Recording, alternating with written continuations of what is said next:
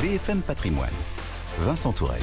Allez, tout juste 11h sur BFM Business, on entame cette deuxième heure de BFM Patrimoine. Bienvenue à vous, si vous nous rejoignez. BFM Patrimoine, l'émission 100% placement avec nos meilleurs experts pour vous éclairer dans vos choix d'investissement. On regarde sans plus tarder ce que font les marchés et Thibaut François nous a rejoint pour en parler justement de ces marchés. Bonjour Thibaut. Bonjour, cofondateur et associé de Fastea Capital. On se reprend là, on commence plutôt d'un bon pied le mois de février après une performance négative de 2,6-2,7% du CAC 40 en janvier, plus 0,7-0,8%, mais on s'essouffle quand même. Oui, on s'essouffle. Alors 0,8%, c'est plutôt pas si mal que ça ce matin. La semaine dernière a été particulièrement compliquée sur les marchés boursiers. On sent bien qu'il y a quand même le retour, la volatilité est de retour. On sent bien une certaine méfiance de la part des investisseurs. Donc ça se traduit aussi par des mouvements assez importants maintenant sur les différents indices et notamment sur le CAC 40. Ce matin, on est porté par les PMI qui sont plutôt pas mauvais, les PMI manufacturiers en Europe qui sont plutôt pas mauvais, que ce soit au UK, en Allemagne, en France et en Europe en général, les PMI manufacturiers se ressortent un petit peu au-dessus des attentes, donc ça c'est plutôt pas mal. Ça bénéficie notamment à Arcelor qui gagne encore 2,5. Dans les autres actualités du jour par contre qui sont plutôt à la baisse, forcément on a la partie galerie commerciale qui souffre ce matin. On a une eBay qui perd un peu plus de 5%, comme Klépierre.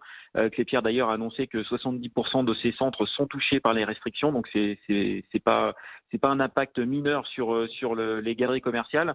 Et on a aussi les ventes de voitures en France, les ventes de voitures neuves en France qui ressortent à moins 5,9%. Donc une petite pression vendeuse sur Renault et sur Stellantis ce matin. Mais globalement, le marché s'en tire plutôt pas mal. On a 0,82 hausse à 5443 sur l'indice CAC 40. Thibaut, vous vouliez nous parler de M6 qui est en hausse aussi au sein du SBF 120. M6 plus 3,3%. Très spéculatif, oui. M6. Ouais, en fait M6 depuis vendredi, on sait que il y a eu des rumeurs comme quoi M6 effectivement est à vendre. Alors ça fait un petit moment que le secteur des médias doit se concentrer. Il y a énormément d'acteurs en Europe, mais aussi en France. Alors M6 c'est de la télé et c'est de la radio. En France, c'est notamment RTL, RTL2 et Fun Radio sur la partie radio, et sur la partie télé, on a bien sûr M6, Gulli, W9 et Sister, donc beaucoup de marques pour le groupe M6, avec un actionnaire de référence qui est Bertelsmann, qui a à peu près 49% du capital, 48-49% du capital, et d'un point de vue réglementaire, un opérateur privé européen ne peut pas détenir plus de 49% du capital d'une chaîne hertzienne.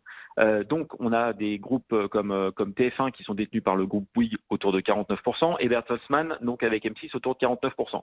Donc la problématique, c'est déjà de trouver un acheteur pour M6, sachant que l'acheteur ne pourra pas être majoritaire. Donc ça fait partie des problématiques. L'autre problématique, c'est que d'un point de vue OPA, quand on achète 49% d'une société, il faut lancer forcément une OPA sur la partie française. Donc quid derrière des actionnaires minoritaires. Donc il y a pas mal de choses à prendre en considération.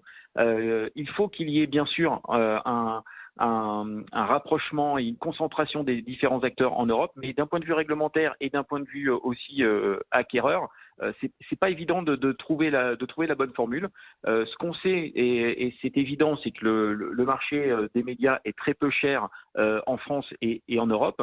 Maintenant, trouver un acheteur, c'est pas évident. Donc on parle d'un acheteur, on va dire les acheteurs récurrents, ce sont Vivendi, ce sont TF1, ce sont Altice Europe, ce sont Mediaset. Donc tous ces groupes-là sont intéressés, mais il faut faire face à la réglementation française qui n'est pas évidente. Et donc pour lutter contre les gros américains type Netflix ou Amazon, se recentrer, c'est bien, c'est une nécessité, mais il va falloir que la réglementation française puisse évoluer dans le bon sens dans les prochains mois. Alors l'année 2020 a été plutôt mauvaise pour les groupes de médias partout en Europe, même partout dans le monde. Les budgets ont vraiment baissé malgré une hausse de la consommation. Même si les gens ont beaucoup regardé la télé et écouté la radio en période de forte actualité. Exactement. En fait, la consommation a bien augmenté, mais par contre les budgets publicitaires qui sont quand même une part significative significative, les recettes ont quand même baissé. Donc, on est dans un marché qui est plutôt mou d'un point de vue chiffre d'affaires, d'un point de vue croissance. Mais par contre, il va falloir trouver une autre orientation pour pouvoir se concentrer et faire face aux mastodontes. Donc, c'est pour ça que c'est intéressant et le secteur risque d'être en ébullition sur les prochaines semaines.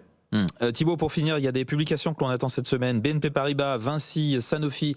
Qu'est-ce que vous attendez avec le plus d'impatience? Dites-nous.